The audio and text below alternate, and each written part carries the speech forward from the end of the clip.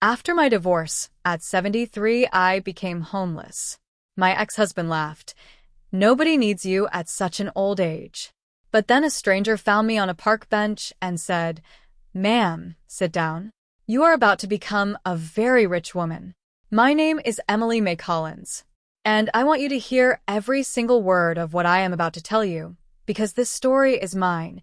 Every painful breath of it is true, and if you have ever been made to feel like you were nothing, like you were finished, like the best parts of your life had already passed you by and left you standing alone in the cold, then I am talking directly to you today."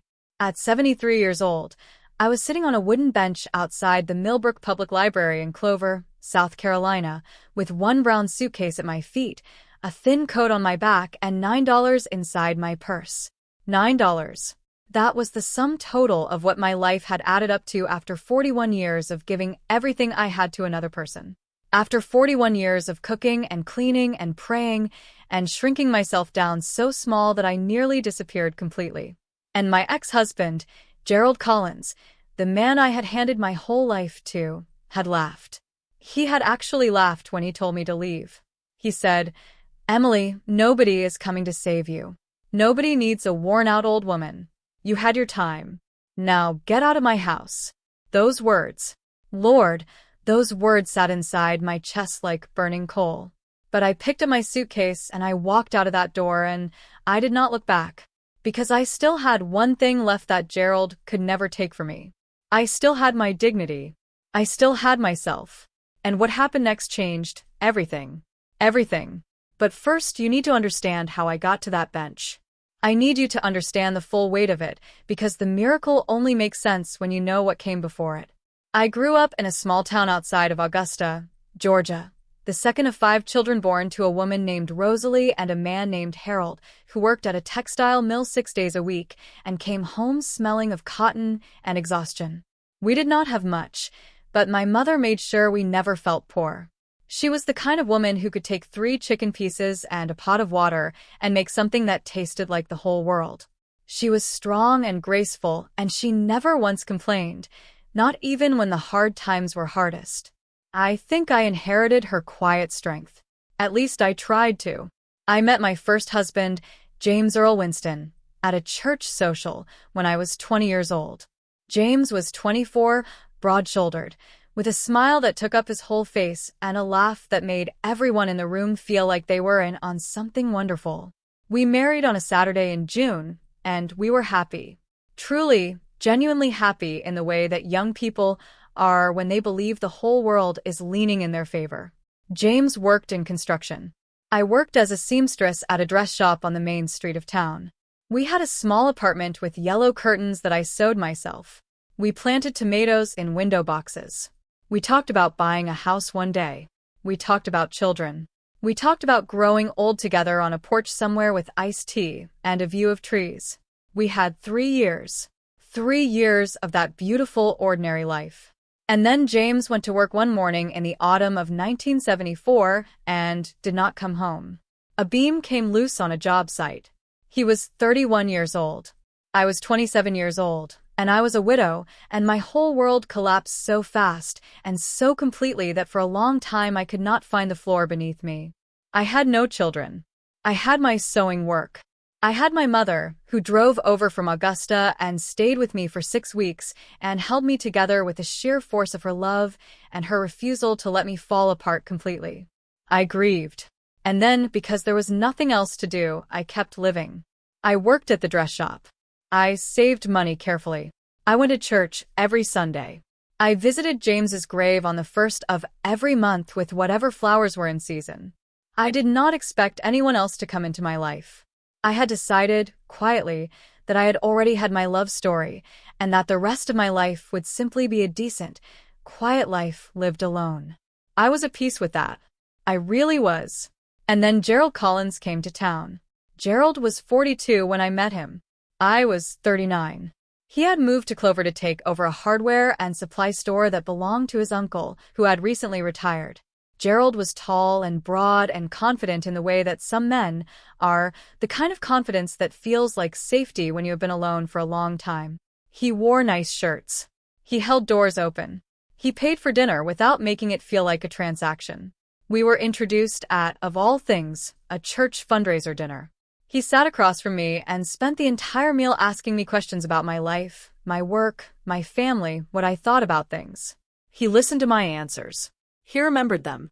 A week later, he sent flowers to the dress shop where I worked with a note that said, "The seamstress with the quiet eyes deserves something bright." I kept that note for years. We dated for 14 months, and then we married in a small ceremony with my family and a few close friends. I was 40 years old. I had told myself it was too late for this kind of thing, and Gerald had spent 14 months proving me wrong. For the first several years, he was the man I had believed he was. He was present. He worked hard. He expanded the hardware store, and it did well. I stopped working at the dress shop and helped him manage the books and the ordering because I was good with numbers and he knew it and said so.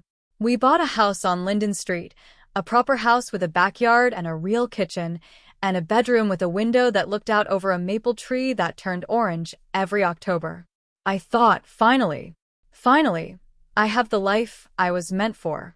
What I did not see, because I was not looking for it, because why would I look for something I had no reason to suspect, was the slow and quiet way that Gerald was reshaping our life, so that everything of value was in his name, and his name only.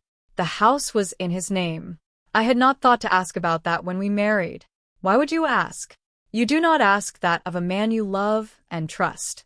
The business accounts were in his name. He handled all the finances. I handled the household, the cooking, the gardening, the family visits, the social arrangements. He handled the money. And I trusted him. Completely. Absolutely. The way you trust someone you have built a life with.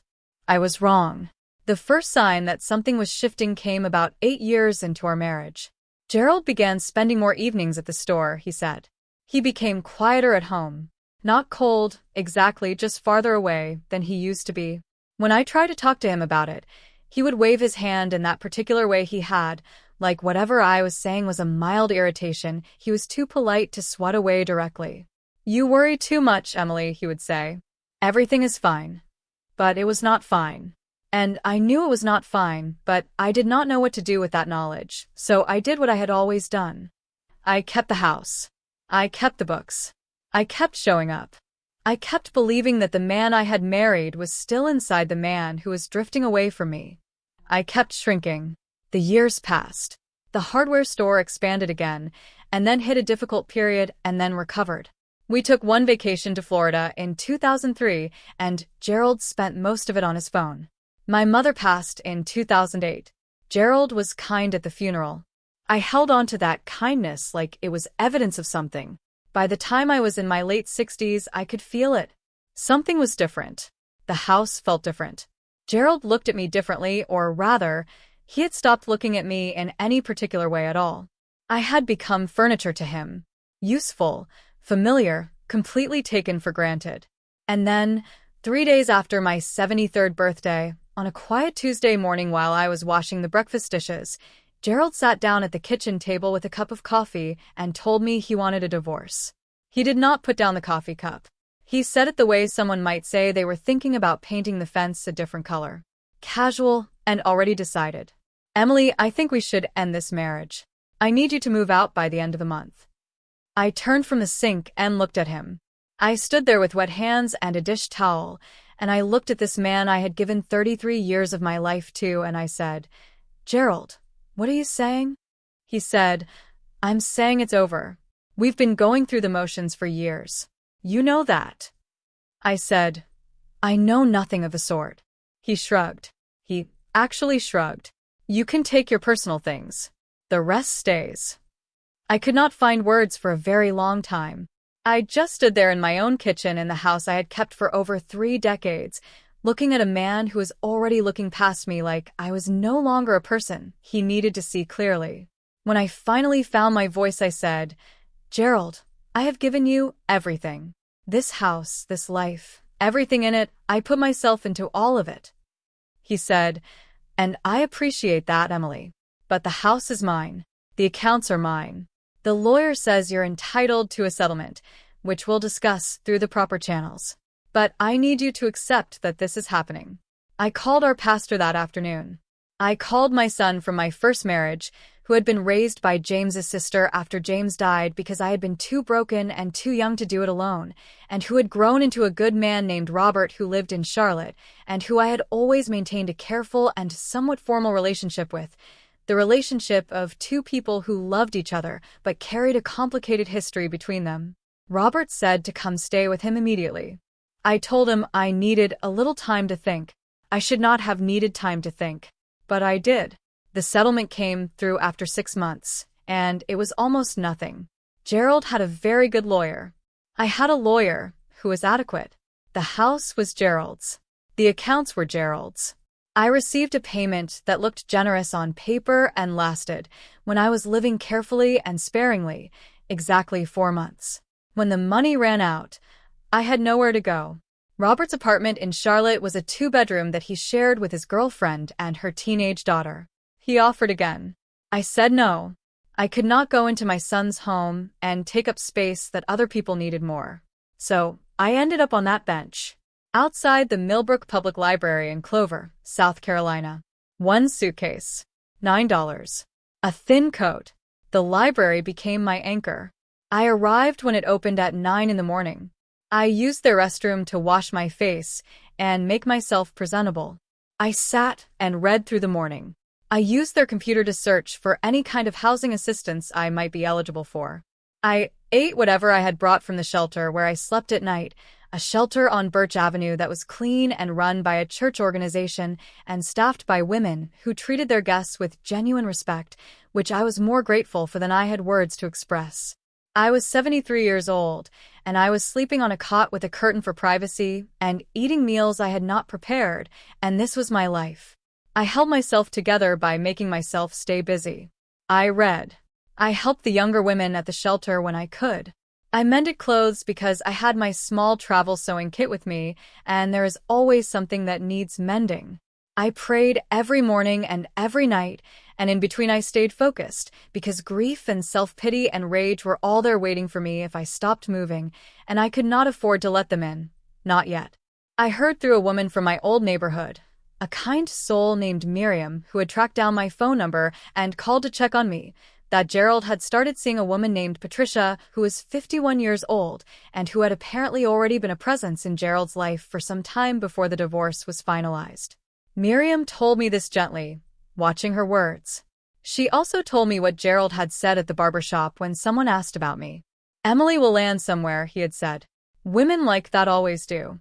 She's old and she's done. Nobody's going to lose sleep over her. Women like that. Old and done. I sat with those words for a long time. Long enough to feel the full burn of them. And then I did what my mother had taught me to do with pain that was too big to swallow all at once. I set it aside on a high shelf inside myself, where it could not knock me down. I would deal with it later. Right now I had to keep moving. I was sitting on my usual bench on a Wednesday morning in the 3rd week of November, reading a library book about the history of quilting, which had always been a passion of mine that I had never had enough time to properly pursue, when a woman sat down at the far end of the bench and opened her own book. We read in comfortable silence for about 20 minutes. Then she looked over at me. "That's a wonderful book," she said, nodding at mine. "I read it twice." I looked up. She was perhaps 60 years old, with natural silver hair cut short, wearing a good wool coat and practical boots, and with the kind of face that looked like it had spent a long time listening carefully to things. "You've read this one?" I said. "My mother was a quilter," she said. "I came to it late myself, but I got there eventually." We talked about quilting for a while. She told me her name was Frances Okafor. She was a retired family law mediator. She had grown up in Columbia and moved back to Clover to be near her elderly father after her husband passed 5 years ago. I told her my name was Emily. I did not volunteer anything else. But Frances had the quiet and patient manner of someone who had spent decades in rooms where people were hurting and had learned how to create the kind of silence that invited honesty without demanding it. And something about sitting in the November cold with this woman who had lost her husband too, and who read about quilting, and who did not require anything from me made something in me loosen, just slightly. I told her a little, and then a little more. She listened without interrupting, without offering advice I had not asked for, without making the face that people sometimes make when they feel sorry for you in a way that makes you feel smaller instead of seen. When I finished, she said, "Where are you sleeping?" I told her. She nodded slowly. Then she said, "Emily, may I ask you something personal?" I said she could. She said, "Did you and your first husband, James, have anything in his name at the time he passed? Life insurance, property, anything like that?" I thought about it. He had a small life insurance policy, I said. His employer provided it. But I received that money back in 1974. She nodded again, thinking. Then she said, "And you were legally declared a widow? There was a death certificate?" I said yes. Of course. I had the death certificate. I had kept every document from that time in a box that I had carried through every move since then. I kept it in my suitcase now, that box, because it contained things I could not bear to lose. My marriage certificate to James. Our wedding photograph. A few letters he had written me. The program from his funeral. Certain things you do not let go of. Frances looked at me in a way I did not fully understand at the time. She said, "I'm going to tell you something, and I need you to promise me you'll sit with it and not dismiss it immediately." I said I promised. She said, "I have a very old friend who is a probate attorney in Charleston. Her name is Vivian Marsh. She specializes in complex estate cases, particularly cases involving missing persons, unrecorded deaths, and dormant estate claims. I would like to call her about your situation if you are willing to let me." I looked at her. I said, "Frances, my first husband died in 1974. There is no estate." She said, "Emily, do you know with absolute certainty that the death was properly recorded and officially closed?" I said, "He had a funeral. I saw him buried." She said, "Did you see him in the casket?" The question hit me strangely. I sat quietly for a moment. The answer, I slowly realized as I thought back across 50 years of accumulated certainty, was no. There had been a closed casket service. The body had been badly damaged in the accident, James's foreman had told me. The casket was closed. I had never questioned it. Why would I question it? Why would anyone question something like that at 27 years old, standing in a church, shattered with grief? I said, "The casket was closed." Frances looked at me steadily. She said, "Let me call Vivian." Vivian Marsh arrived at the library on a Friday morning, 2 days later. She was 67 years old, small and precise, with sharp dark eyes behind frameless glasses and the deliberate energy of someone who moved slowly because they were always thinking 2 steps ahead, not because they had any shortage of momentum. She carried a leather bag and a coffee cup, and she sat down across from me at the library's corner table and said, without preamble, "Mrs. Collins, tell me everything you remember about your first husband's death, from the moment you heard about it to the moment of the burial." I told her. Every detail I still carried. The phone call from James's foreman, the men who had come to the door, the explanation about the beam, the papers I had signed, the closed casket, the burial at Riverside Cemetery, the insurance payment that had come through 6 weeks later. Vivian listened and took careful notes. When I finished, she said, "The job site was in Hartwell, Georgia. Is that correct?" I said yes. It was a large commercial building project. She said, "Do you still have the death certificate?"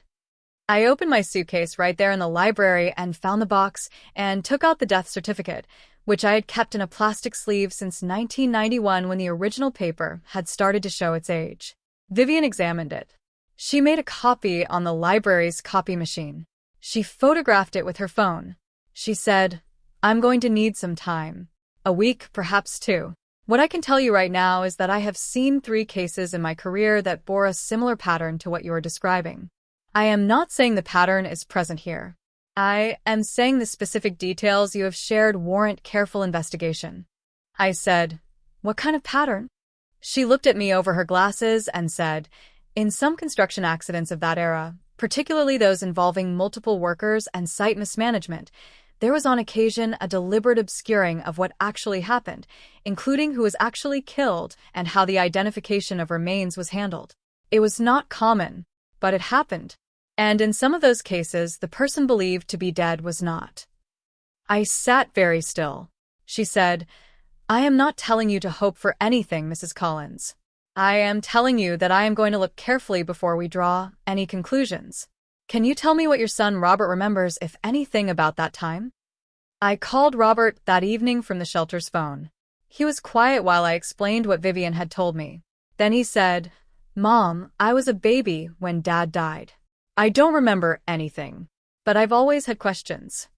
I said, "What do you mean, questions?" He was quiet for a long moment. Then he said, "When I was about 12, Aunt Clara, Dad's sister who raised me, she said something strange once. She was talking to a friend on the phone, and she didn't know I was in the hallway.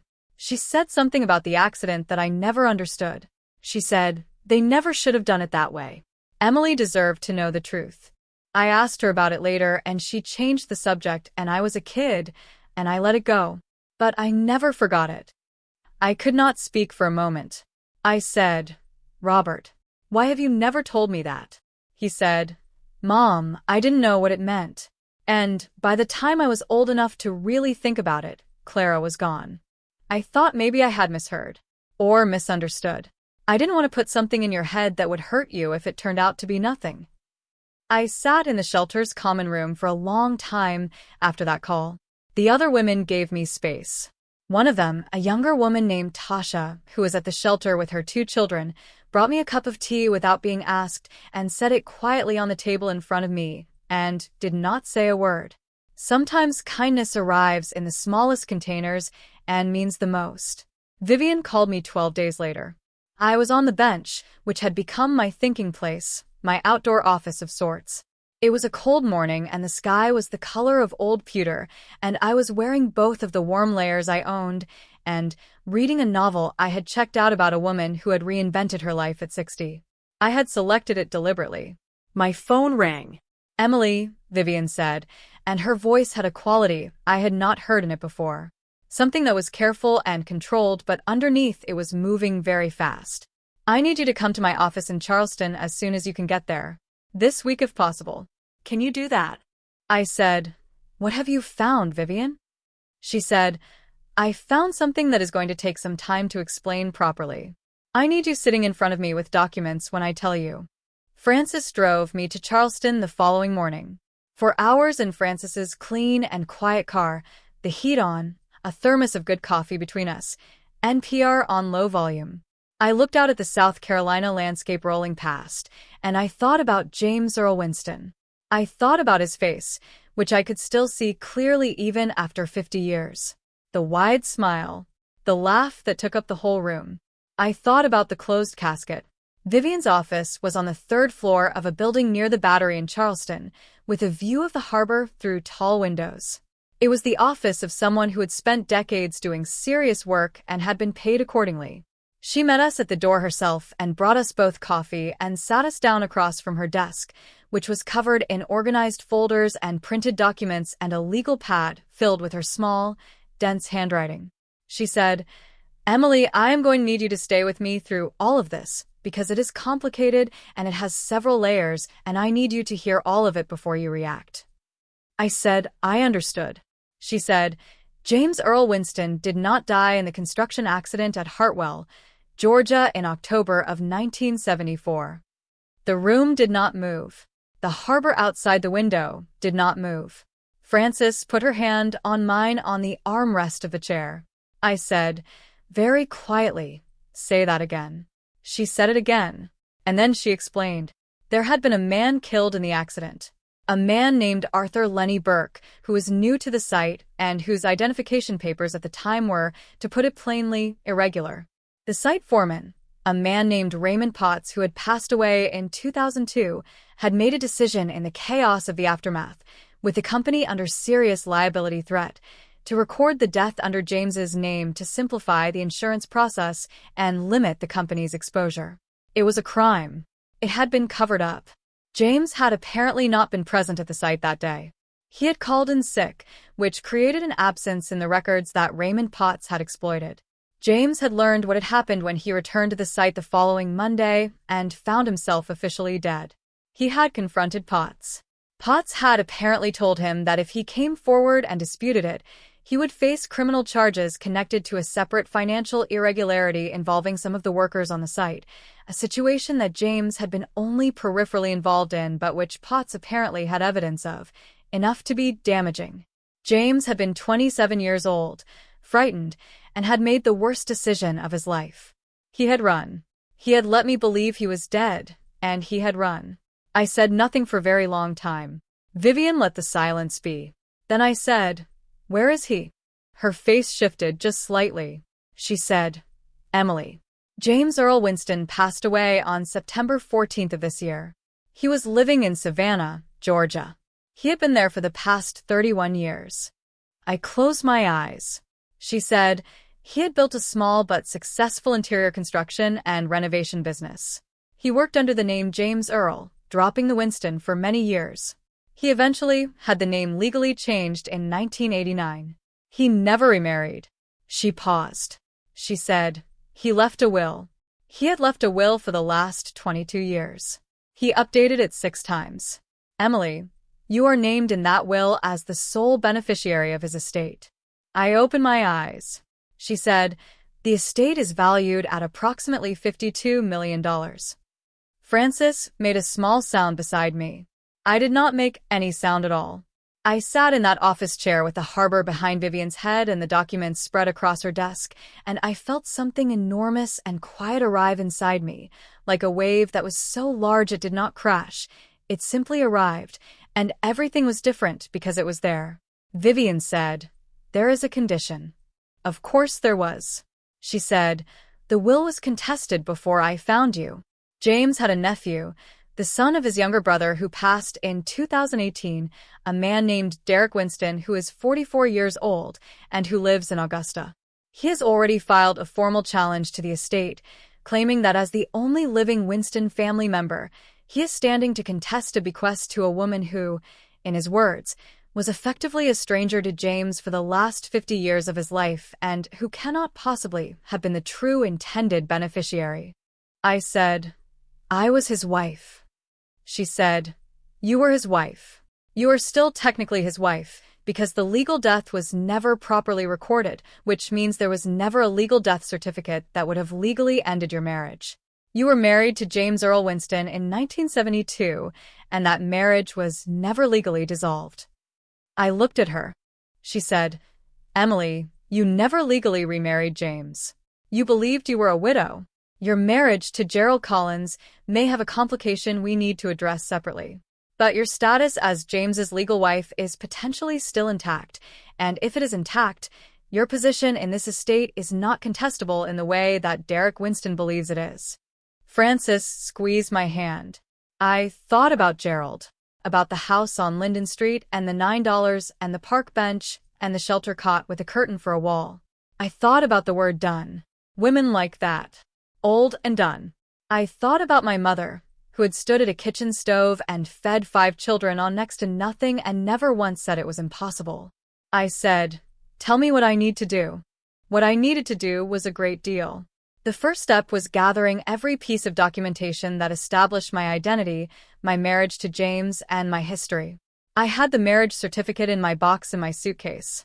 I had the wedding photograph.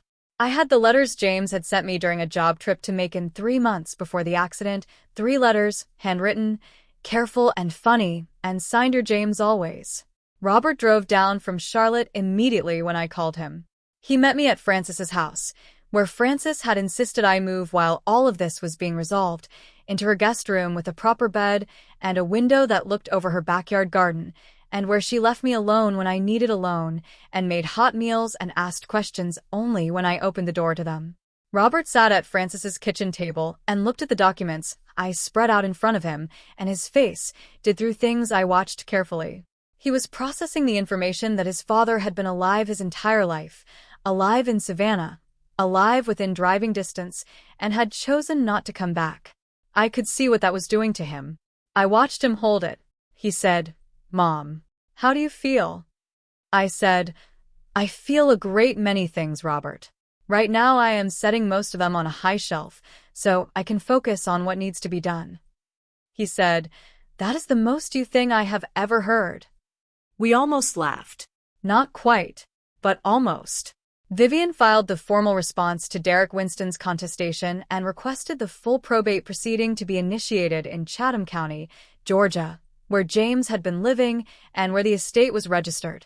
She engaged a local co-counsel in Savannah, a man named Stephen Adeyemi who had 21 years of probate experience and who spoke with the quiet precision of someone who had never once in his career said anything he could not fully back up.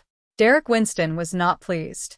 He appeared through his own attorney, an aggressive man named Lewis Park who favored very expensive suits and the kind of confident volume that is sometimes confused for confidence. Lewis Park issued a public statement, which Vivian told me was unusual and was designed to pressure, suggesting that the so-called wife who had appeared from nowhere to claim an estate she had done nothing to deserve was a clear example of opportunistic fraud and that his client would fight the matter fully through every available avenue. I read that statement at Francis's kitchen table over breakfast. Francis watched me read it. I set it down. I said, "Let him fight." The formal hearing was scheduled for 6 weeks from that Tuesday. In those 6 weeks, several things happened, some expected and some that were not. The expected things were the legal maneuvers. Derek Winston's attorney filed 3 supplemental motions, each one more elaborate in its language than the last, and each one more hollow in its actual evidence, according to Vivian, who addressed them methodically and without visible concern. Derek claimed that James had expressed doubts about the will in recent years. No documentation supported this claim. Derek claimed that James had suffered cognitive decline that impaired his judgment. James's personal physician, a Dr. Maria Santos who had treated him for 11 years, submitted a comprehensive written statement confirming that James had been fully and completely cognitively capable throughout all the years in which his will was written and revised. The unexpected things were harder.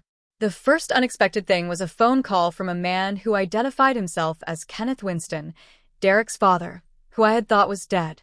He was not dead. He was 81 years old and living in a retirement community in Augusta, and he called me one evening while I was sitting in Francis's garden with a cup of tea, and he said, "Emily May Collins, I've been sitting here for 3 weeks trying to find the courage to make this call." I said, "You have it now." He said, "I knew what happened to James in 1974. I knew he wasn't dead. He called me. He told me what had happened. I was his brother, and I kept his secret for 50 years. I held the phone very tightly.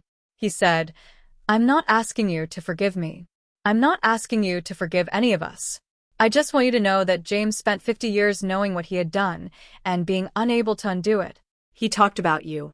In his last years, when we spoke on the phone, he talked about you the way a man talks about the thing he regrets most in the world. He said you were the best person he had ever known and that what he did to you was the most cowardly thing a person could do. I said, "Kenneth, why are you telling me this now?" He said, "Because Derek is my son and he is wrong, and because James would have wanted you to have what he left you, and because I am 81 years old and I am tired of carrying secrets." I thanked him, asked if he would be willing to say what he had told me to Vivian. He said he would. Kenneth Winston's testimony went into the formal record. The second unexpected thing happened 11 days before the hearing. Robert called me from Charlotte, and I could hear in his voice that something was wrong. He said a man had come to his workplace asking questions. The man had identified himself as a private investigator doing background research for an ongoing estate case, and he had asked Robert's coworkers whether Robert had ever expressed concerns about his mother's mental clarity or her ability to make sound financial decisions, and whether Robert was aware of anyone who might have influenced his mother's understanding of the estate. Robert's office manager, who had known Robert for 8 years, had asked the man to leave and had immediately notified Robert. Robert was managing his anger very carefully when he told me this. He said, "Mom, they're trying to build something." I said, "I know." He said, "This is not okay." I said, "No, it is not. Document everything. Write down exactly what happened, the time, the date, what your manager told you, everything. Send it to Vivian today." He said, "Mom, are you scared?" I thought about that for a moment. Really thought about it. I said, "Robert, I sat on a park bench with $9 and watched pigeons eat breadcrumbs, and I did not fall apart. A man in an expensive suit asking questions at your office is not going to scare me now. He was quiet for a moment, and then he said, "I love you, Mom." I said, "I love you too. Now send Vivian that documentation." Vivian filed a formal notation with the probate court documenting the contact with Robert. It went into the official record. Derek Winston's campaign to discredit me was now its self-documented evidence in the case. Then my belongings at Francis's house were searched. I discovered it the same way I had discovered most things in my life that people tried to hide from me, by paying attention to small details that other people counted on you not to notice. I noticed things. I had always noticed things. It was what made me good at keeping books, good at sewing, good at running a household. You notice where things belong, and you notice when they have moved. My travel documents were with Vivian. The original papers from my marriage to James were locked in her office safe. But other things in my guest room had been disturbed. A hairbrush at a slightly different angle. The small photograph of my mother that I kept on the bedside table facing a different direction than I had left it. My suitcase zipper closed from the right, when I always close it from the left. Frances was as alarmed as I was. She called her own son, who was a police officer in Colombia, and he came that evening and walked through the house and noted the evidence, and the following morning Frances had new locks installed on every door and window. Vivian filed a police report that made 2 additional formal pieces of documentation sitting in the record. The contact with Robert, the search of my belongings. A pattern was being built, and not the one Derek Winston's attorney intended. 2 weeks before the hearing, something arrived that Vivian had not expected, and that changed the shape of everything. Among James's personal effects, which Stephen Adeyemi had been cataloging carefully in Savannah, there was a wooden box that had been kept on James's bedside table. Inside the box were several items. A worn copy of the New Testament. A small folded piece of paper that said Emily May, 1972, written in James's handwriting. 3 photographs. One of our wedding. One of me taken from a distance at some kind of outdoor event that I could not immediately identify. One of a baby I did not recognize, which Stephen later confirmed was a photograph of Robert as an infant, a photograph James had somehow obtained. And there was a journal, a plain hardcover notebook, olive green, that James had kept on and off for the last 20 years of his life. Vivian called me when they found it. She said, "Emily, you need to hear some of what is in here." I said, "Tell me." She read me several passages. In an entry from 2006, James had written, 32 years now. Some days I can almost pretend I have built a real life.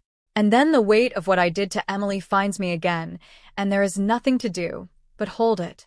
She was 27 years old, and she thought I was dead. I did that to her.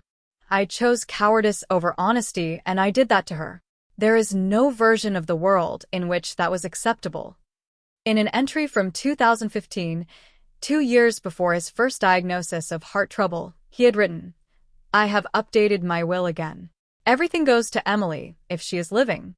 If she is gone, to Robert. Everything else in my life is secondary to making sure that whatever I leave behind finds the right person. The person I should never have left." In his final entry, written 8 months before his death, James had written, "I am not afraid of dying. I am afraid of the money never finding her.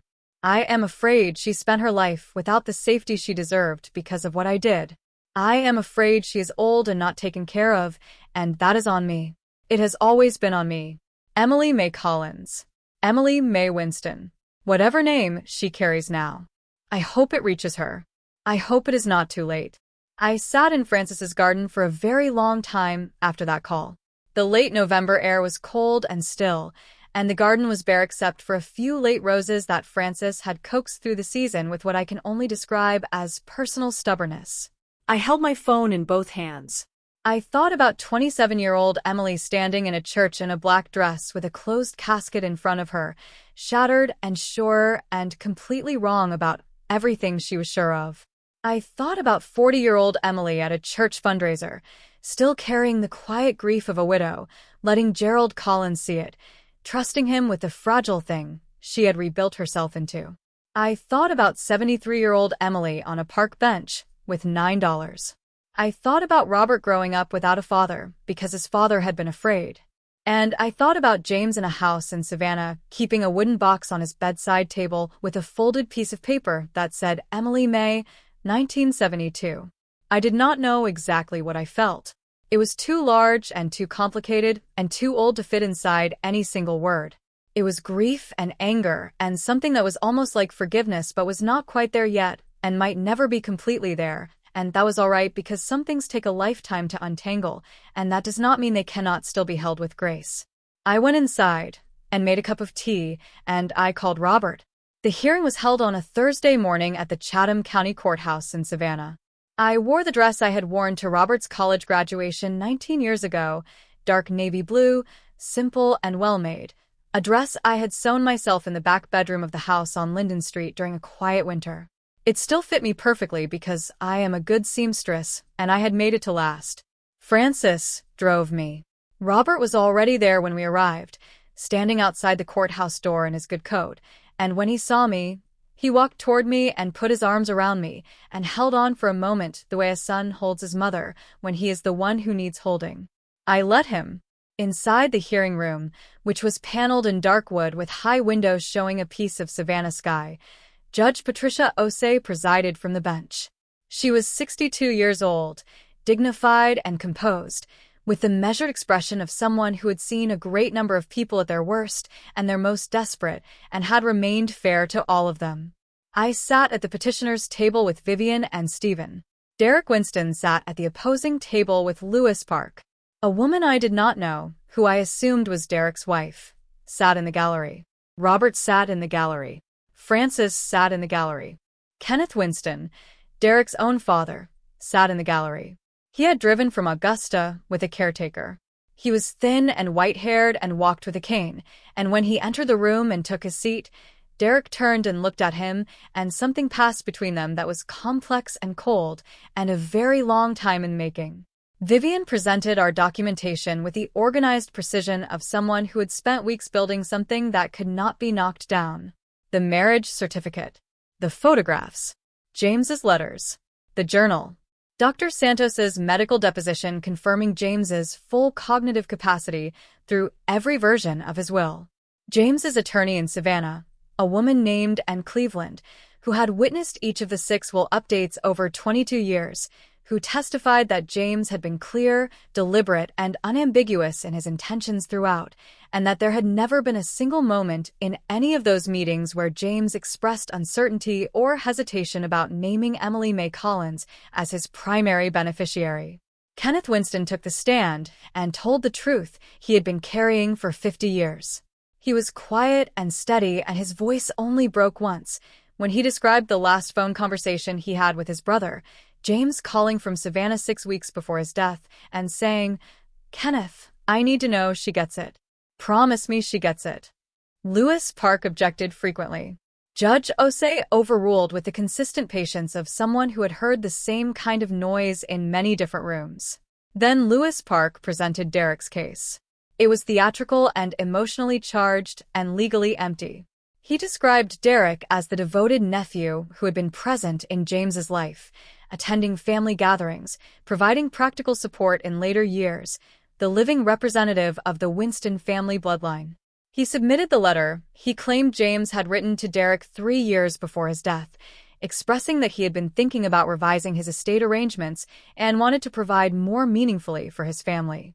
The letter was handwritten on plain paper. Vivian requested time to examine it. Judge Osei granted it. Vivian read the letter twice. Then she and Stephen walked to the bench together, and Vivian said, in her quiet and precise way, "Your Honor, there are several handwriting features in this document that are inconsistent with the authenticated samples of James Winston's handwriting across 22 years of confirmed documentation, including personal letters, journal entries, and will signings. I am requesting that this exhibit be held for forensic document examination before admission into evidence." Lewis Park's objection was immediate and loud. It was overruled. The letter was held pending examination. In the gallery, Derek Winston went very still. His wife beside him went very still. The quality of their stillness was different from the stillness of people who are confident and waiting. It was the stillness of people who have made a calculation and are watching it come out differently than they planned. Stephen then conducted his cross-examination of Derek. He was measured and thorough, and not at all dramatic, which made it more effective.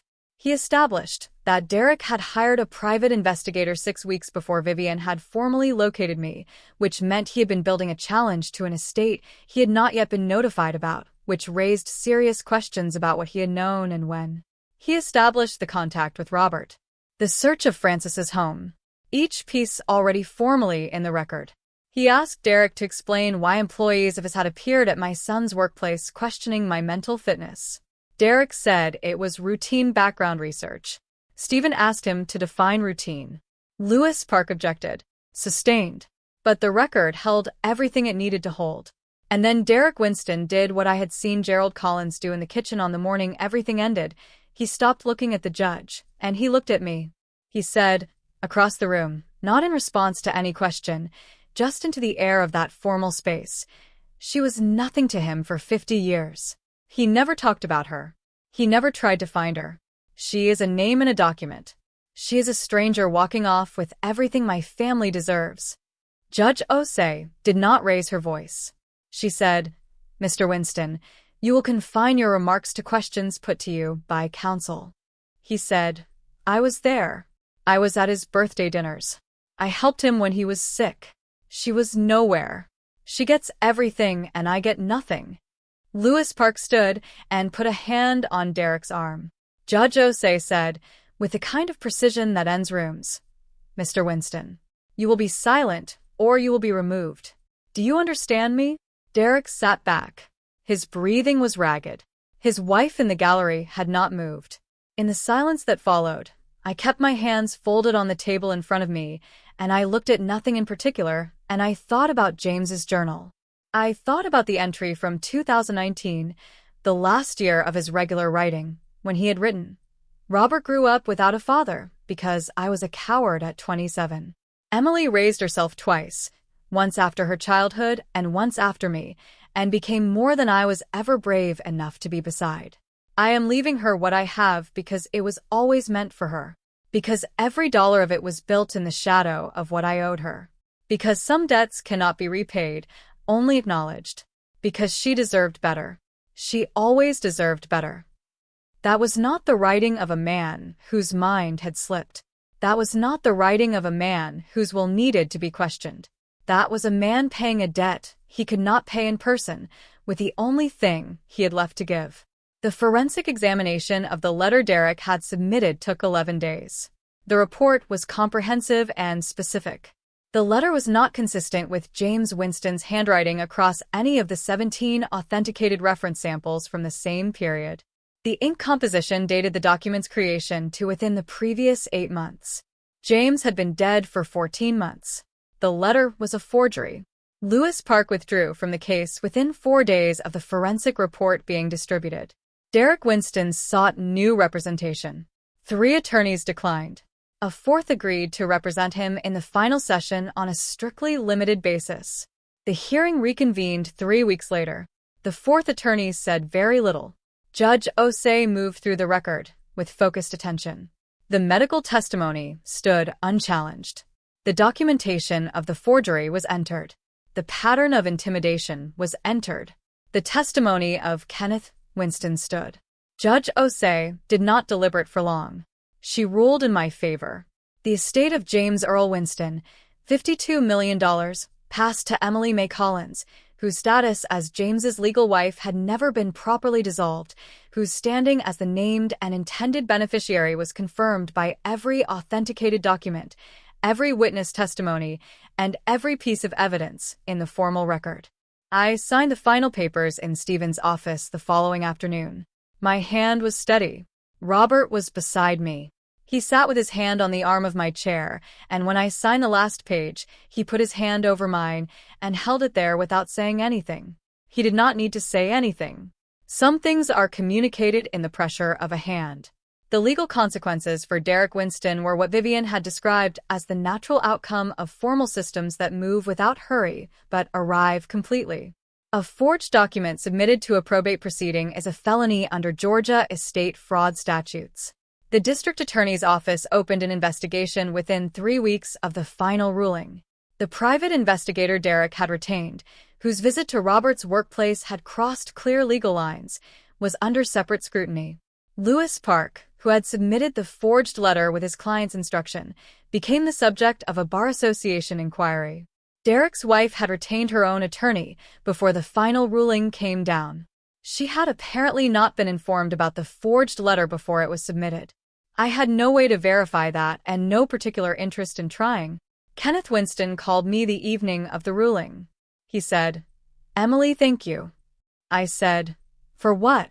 He said, "For being exactly the person James said you were." I held the phone quietly for a moment. I said, "Kenneth, your brother made a terrible decision at 27 years old, and he spent 50 years being unable to fix it. I do not know if I can fully forgive that. I may never fully forgive it, but I understand it in a way I could not have at 27. And I believe he meant what he wrote. I believe the journal." Kenneth said, "Every word of it." I said, "Then let that be enough. For both of us." Gerald, back in Clover, heard about the estate through the way news travels in a town of that size. Miriam called to tell me that Gerald had been heard saying at the barber shop that Emily had always been cleverer than she appeared, and that he supposed he had underestimated her, in a tone that Miriam said was something between a compliment and a man trying to rewrite a story he was losing. His girlfriend Patricia, from all that Miriam could observe, was very focused on the financial implications of Gerald's situation and what his future looked like now that his former wife was no longer dependent on anyone. I did not call Gerald. I did not feel angry. I felt something much quieter than anger. A kind of clear distance, like looking at an old road from a window you have moved away from. You can see it clearly. You remember being on it. You do not need to go back. I moved to Savannah. This surprised me, and then it did not. Stephen had offered to show me the city during the weeks of the proceedings, and Savannah had done something to me that I had not anticipated. It had gotten into my chest the way certain places do when they are right for you. The Spanish moss on the old trees. The squares. The way the light came off the river in the late afternoon. The wide, unhurried streets. Something about it said, "Stay." I found an apartment near Forsyth Park with tall windows and hardwood floors and a small second bedroom and a kitchen where the morning light came in at an angle that made everything look like it was painted in gold for about 40 minutes every day, and I stood in that kitchen the first morning after I moved in, and I cried. Not from sadness. From the sheer overwhelming fact of standing in a space that was entirely mine, chosen entirely by me, belonging to no one's needs but my own. I bought a proper sewing table and a good chair and a quilting frame because I was going to learn to properly quilt if it was the last thing I did. I bought a kitchen table with 6 chairs because I intended to fill them. I called Robert and told him that his boys were going to have the finest education I could provide for them, and that I expected him to allow this without argument, and that I furthermore intended to take all 3 of them, Robert and both grandsons, to see the ocean at Hilton Head in the spring because I had not seen the ocean in 11 years, and I was not waiting any longer. Robert said, "Mom." I said, "Robert." He laughed. Francis came to visit in January and stayed for a week, and we spent it eating at good restaurants and walking along the river and going to a quilting supply shop where I spent more money than I ever had in my life on fabric and felt nothing but joy about it. Francis declared Savannah a suitable city and said she might visit more frequently. I found a reading group at the public library that met on Tuesday evenings. I found a church with a choir that could actually sing. I found a small but excellent breakfast spot 2 blocks from my building where the coffee was good, and the owner, a man in his 50s named Marcus, remembered how you took your coffee from the second visit onward, and that small thing meant more to me than he will ever know. One morning in early February, about 2 months after the ruling, I received a package from Stephen's office. Inside was a note from Stephen explaining that this was the last item from James's personal effects that had been held pending the resolution of the estate. Inside the package, wrapped in tissue paper, was a small ceramic tile about 4 inches square. It was painted with hand-lettered words in blue paint that I recognized because I had made it. I had made that tile in a crafts class I had taken in 1973, the year before James died, or the year before James left, and I had given it to James for our first anniversary. I had forgotten it existed. The words on it, in my own 23-year-old handwriting, which I could still recognize, read, "Home is wherever you are." James had kept it for 50 years. I held it in my palm for a long time. Then I set it on the windowsill in my kitchen, in the spot where the morning light was best, and I made myself a cup of coffee, and I sat down at my table, and I allowed myself to feel everything I had been holding on that high shelf for 6 months. I let the grief come. I let the anger come. I let the complicated mourning for a man who had been alive and lost to me at the same time come. I let it all come, and I cried properly for a long time, and then I stopped, and I washed my face, and I sat at the window in the light with my coffee. And I was all right. Vivian told me at our final formal meeting, over lunch at a restaurant near the Battery, that James had written one other thing besides the will and the journal. There was a sealed envelope marked for Emily, to be given to her when she is ready, that and Cleveland had held for the last 7 years in her office. I carried that envelope in my coat pocket for 5 days before I opened it. I opened it on a Sunday morning. The sun was strong, and the park near my apartment was full of families and dogs and a man playing a saxophone near the fountain, and I sat on a bench in all of that noise and life and light, and I read 4 handwritten pages. James did not ask to be forgiven. He said that plainly, and I respected him for it. He said he had known from the moment he ran that it was wrong, and that knowing it was wrong had not stopped him, which was the part he had never found peace with. He wrote about Robert, about the weight of knowing his son had grown up without a father, about wanting to be brave enough to come back and never being able to find that particular bravery inside himself. He wrote, "Emily, I do not know what kind of life you built. I hope it was a good one. I hope it had people in it who deserved you. I hope you had joy in it. Because if anyone ever deserved joy, it was you. You were 27 years old, and you held yourself together, and you kept going, and you were the strongest person I had ever known, and I was too small at the time to stay beside that strength. This money is not a payment. Nothing could be a payment. It is what I built in the only way I knew how to reach you. Use it the way you would have used our life together if I had been brave enough to stay in it. Use it to be free." I folded the letter and put it in my coat pocket, and I sat on that bench in the Savannah sunshine with the saxophone playing somewhere behind me and the families and the dogs and the ordinary beautiful noise of a Sunday in a good city, and I held that letter against my chest for a while. And then I stood up and walked home. If you are wondering what I have done with $52 million, I will tell you some of it. Robert's boys are in school. Good school. Whatever they want to study, they will have the means to study it. Robert himself, who had spent years in a job that paid adequately but not well, doing work that suited him but in conditions that did not, has been able to rethink what his next 20 years look like. He visited me in Savannah in March, and we sat at my kitchen table for 3 days and talked more than we had ever talked in our entire relationship. We are still untangling the complicated history, but we're doing it together, with time, which is the only thing that actually untangles complicated histories. I endowed a small scholarship at the Technical College in Clover in the name of Rosalie Harris, my mother, for women over 50 who are returning to education or acquiring new skills. My mother would have approved of that more than anything else I could have done with the money. I started the quilting class I had always wanted to take, and I am, by the assessment of my teacher, a woman named Gloria who has been quilting for 40 years and does not give false praise, genuinely talented. I got a proper sewing room with good light. I have coffee with Francis every few weeks, sometimes in Savannah and sometimes in Clover, and once at a bed and breakfast in the Georgia mountains, because Francis is the kind of friend that you keep close and take good care of. I took Robert and the boys to Hilton Head. I sat in a beach chair in the sun and watched my grandsons run at the waves and get knocked down and get up laughing and run at them again, and I felt something open in my chest that I did not have a word for, so I will just call it fullness. The feeling of a life that is finally full. Gerald sold the house on Linden Street in the spring. I heard this from Miriam and received it the way you receive news about a road you used to live on. Noted. Stored. Let go. The morning light still comes through my Savannah window at the same angle every day for 40 minutes and turns everything gold. I still notice it every time. I do not think I will ever stop noticing it. I hope I do not. I want to tell you something if you will let me.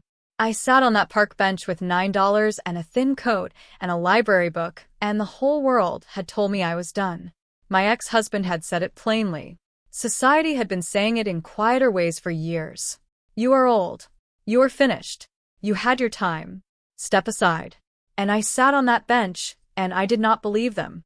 Not completely. Not all the way down in the place where I actually lived. I had nothing left. No house. No money. No plan. Just my suitcase and my box of old papers and the stubborn quiet fact of who I was underneath all of the shrinking and the accommodating and the making myself smaller so that other people had more room to take up. That woman was still there. She had been there the entire time, through every year of a marriage to a man who took her for granted, through every night on a shelter cot, through every cold morning on that bench. She was still there.